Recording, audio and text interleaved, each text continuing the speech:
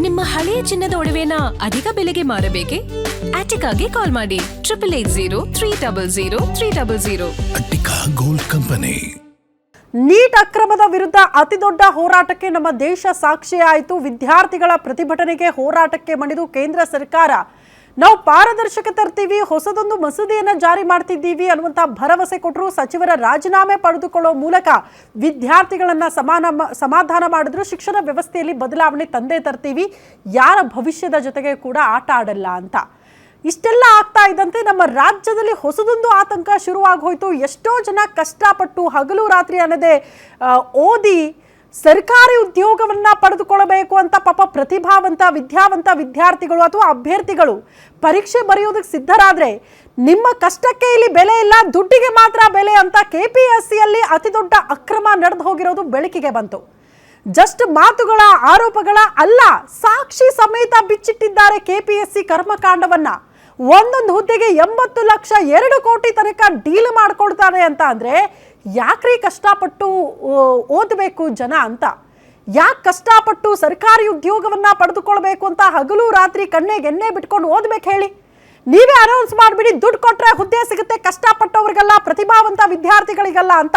ಹೆಂಗೋ ಯಾವುದೋ ಕೆಲಸ ನೋಡ್ಕೊಂಡು ಜೀವನ ನಡೆಸ್ತಾರೆ. ಇದ್ರ ಮೇಲೆ ಯಾಕೆ ಡಿಪೆಂಡ್ ಆಗ್ತಾರೆ? ಇದು ಸಿಕ್ಕೇ ಸಿಗುತ್ತೆ ಸರ್ಕಾರಿ ಹುದ್ದೆ ಅಂತ ಯಾಕೆ ಕಷ್ಟಪಡ್ಬೇಕು ಹೇಳಿ? ಬಡವರ ಮಕ್ಕಳ ಭವಿಷ್ಯದ ಜೊತೆ ಆಟ ಆಡುವಂತಹ KPSC ಬೇಕಾ ಅನ್ನೋದನ್ನ ವಿದ್ಯಾರ್ಥಿಗಳು ಪ್ರಶ್ನೆ ಮಾಡ್ತಿದ್ದಾರೆ.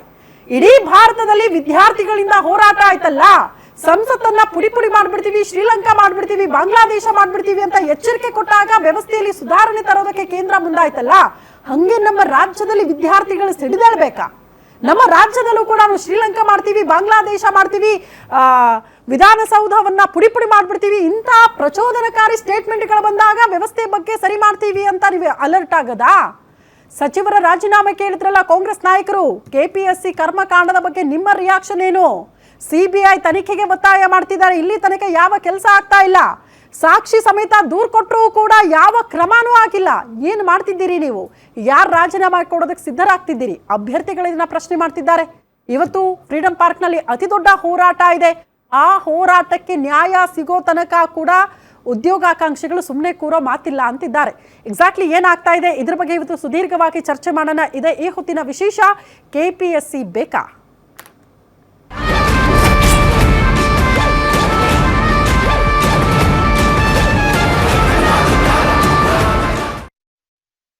KPSC ಬೇಕಾ ಅನ್ನೋದನ್ನ ಉದ್ಯೋಗಾಕಾಂಕ್ಷಿಗಳು ಪ್ರಶ್ನೆ ಮಾಡ್ತಿದ್ದಾರೆ. ಎಲ್ಲಾರಿ ಕಷ್ಟಪಟ್ಟು ಹೋಗೋ ಅಷ್ಟೊತ್ತಿಗೆ ಅಲ್ಲೆಲ್ಲ ದುಡ್ಡಿಗೆ ಡೀಲ್ ಮಾಡ್ಕೊಳ್ತೀರಿ. ಸಚಿವರ ಮಕ್ಕಳು, ಶಾಸಕರ ಮಕ್ಕಳು, KPSCಯಲ್ಲಿ ಕೆಲಸ ಮಾಡ್ತಾ ಇರುವಂತ ಆ ಬೋರ್ಡ್ನ ಸದಸ್ಯರು, ಅಧ್ಯಕ್ಷರು ಮಕ್ಕಳೇ ಹುದ್ದೆಯನ್ನ ಗಿಟ್ಟಿಸ್ಕೊಂಡ್ಬಿಟ್ರೆ ನಾವೇನ್ ಮಾಡೋದು ಅಂತ ಅವ್ರು ಪ್ರಶ್ನೆ ಮಾಡ್ತಿದ್ದಾರೆ.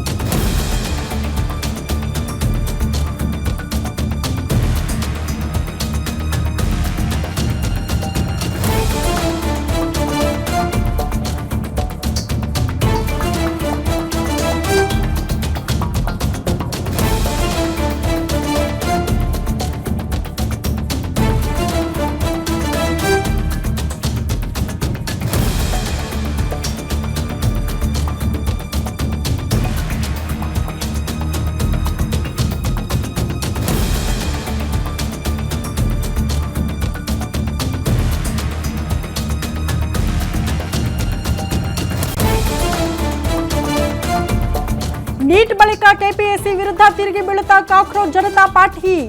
KPSC ಅಕ್ರಮದ ವಿರುದ್ಧ ಯುದ್ಧ ಶುರು ಆಗೇ ಬಿಡುತ್ತಾ? ಹಂಗಾದ್ರೆ ಮಾತ್ರ ವ್ಯವಸ್ಥೆ ಸರಿಯಾಗುತ್ತೆ ಅನ್ನೋದಾದ್ರೆ ಹೋರಾಟ ಮಾಡ್ತಾರೆ. ದೆಹಲಿ ರೀತಿ ಬೆಂಗಳೂರಿನಲ್ಲೂ ಕೂಡ ಪ್ರತಿಭಟನೆ ಆಗೋದಕ್ಕೆ ಸ್ಕೆಚ್ ಆಗ್ತಾ ಇದೆಯಾ? ವಾಟ್ಸ್ಆಪ್ನಲ್ಲಿ ಗ್ರೂಪ್ ಕ್ರಿಯೇಟ್ ಆಗಿರುವ ಬಗ್ಗೆ ಮಾಹಿತಿ ಸದ್ಯಕ್ಕೆ ಸಿಗ್ತಾ ಇದೆ. ಹೋರಾಟದ ಬಗ್ಗೆ ಕಾಕ್ರೋಚ್ ಅಷ್ಟೇ ಅಲ್ಲ, ಬೀದಿಗಿಳಿಯತ್ತ ಯುವ ಪಡೆ. ಬಹುದೊಡ್ಡ ಹೋರಾಟಕ್ಕೆ ಕಾಕ್ರೋಚ್ ನಡೆಸಿದೆಯಾ ಸಂಚು? ಸೊ ನಮ್ಮ ರಾಜ್ಯ ಅಂತ ಹೋರಾಟಕ್ಕೆ ಸಾಕ್ಷಿಯಾದ್ರೂ ಕೂಡ ಆಶ್ಚರ್ಯ ಪಡಬೇಕಾಗಿಲ್ಲ. KPSC ನೇಮಕಾತಿ ಅಕ್ರಮಕ್ಕೆ ಕಡಿವಾಣ ಹಾಕಬೇಕು, ವ್ಯವಸ್ಥೆಯಲ್ಲಿ ಸುಧಾರಣೆ ತರಬೇಕು, ಪಾರದರ್ಶಕತೆ ಬರಬೇಕು ಅಂತ ಅಭ್ಯರ್ಥಿಗಳು ಪ್ರಶ್ನೆ ಮಾಡ್ತಿದ್ದಾರೆ. ಅದಕ್ಕೆ ಇಷ್ಟು ದಿನಗಳ ಕಾಲ ನಾನು ಯಾವಾಗಲೂ ಹೇಳೋದು, KPSC ಯಾವತ್ತೂ ಕೂಡ ಒಳ್ಳೆ ಸುದ್ದಿಯಿಂದ ಸುದ್ದಿ ಆಗಿರೋ ವಿಚಾರನೇ ಇಲ್ಲ. ಯಾವಾಗ್ಲೂ ಕೂಡ ಅಕ್ರಮ ದುಡ್ಡು ಭ್ರಷ್ಟಾಚಾರ ಇದೇ ವಿಚಾರಕ್ಕೆ ಸುದ್ದಿಯಲ್ಲಿ ಇರೋದು KPSC. ನೀವು ಯಾರೇ ಅಧ್ಯಕ್ಷರನ್ನ ಬದಲಾವಣೆ ಮಾಡಿ, ಬೋರ್ಡ್ ಸದಸ್ಯರನ್ನ ಬದಲಾವಣೆ ಮಾಡಿ, ಎಲ್ಲ ಲಂಚ್ ಮಾಕ್ರೆ ಅಲ್ಲಿ ಬರೋದು. ಇರುವಷ್ಟು ದಿನ ದುಡ್ಡು ಮಾಡಿಕೊಂಡು ನಮ್ಮವ್ರಿಗೆ ಹುದ್ದೆಯನ್ನ ಕೊಡಿಸಿ ನಾವು ಆರಾಮಾಗಿದ್ಬಿಡೋಣಪ್ಪ, ಲೈಫ್ ಸೆಟ್ಲ್ ಮಾಡ್ಬಿಡೋಣ, ಬಡವರು ಹೆಂಗಾದ್ರೂ ಹಾಳಾಗಿ ಹೋಗ್ಲಿ, ಅಭ್ಯರ್ಥಿಗಳ ಬಗ್ಗೆ ನಾವ್ಯಾಕೆ ಚಿಂತೆ ಮಾಡ್ಬೇಕು ಅನ್ನೋರೇ ಅಲ್ಲಿ ಬರೋರು. ಅಂಥವ್ರು ದಯವಿಟ್ಟು ಆ ಹುದ್ದೆಗೆ ಬರಕ್ ಹೋಗ್ಬೇಡಿ. ಬಡವರ ಮಕ್ಕಳ ಹೊಟ್ಟೆ ಮೇಲೆ ಹೊಡೆಯುವಂತ ಅಧ್ಯಕ್ಷರಿದ್ರಷ್ಟು ಬಿಟ್ರಷ್ಟು, ಬೋರ್ಡ್ ಸದಸ್ಯರಿದ್ರಷ್ಟು ಬಿಟ್ರಷ್ಟು, ದುಡ್ಡು ಕೊಟ್ಟು ನಿಮ್ ಮಕ್ಕಳಿಗೆ ಹುದ್ದೆ ಕೊಡಿಸ್ತೀರಿ ಅಂದ್ರೆ KPSC ಆದ್ರೂ ಯಾಕೆ ಬೇಕ್ರಿ?